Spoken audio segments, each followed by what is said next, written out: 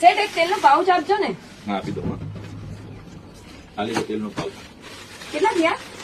પૈસા રહેવા દો ને, પૈસા શું કરવાના? તમે તો એ જ છો ને જે નવા લગ્ન થયા હમણાં તે જ. હા હા હા. હા તો લઈ લો ને, દીવા ગિફ્ટ સમજીને લઈ લો. ના ના ના, કેવો ને કેટલા થયા?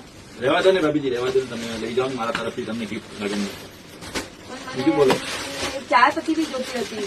ચાયપત્તી બી જોઈએ? હા. લો ને, ચાયપત્તી બી આપી દઉં તમને. આ લેજો, ચાયપત્તી બી આપી દીધી તમને. આ લેજો ચાયપત્તી.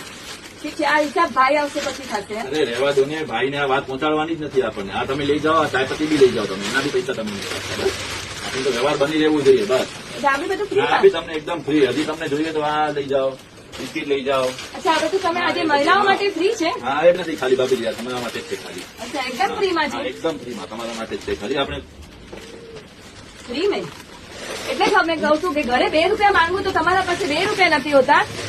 પછી અહીંયા મહિલાઓને સામાન બધું ફ્રીમાં આપું છું નહીં, તમને. નહીં. હા, મને આપવા માટે 2 રૂપિયા. હવે આજે ડોહા તારા તાલ નહીં તારી પાડી નાખું તો નહીં જો આજે મને નહીં આપું.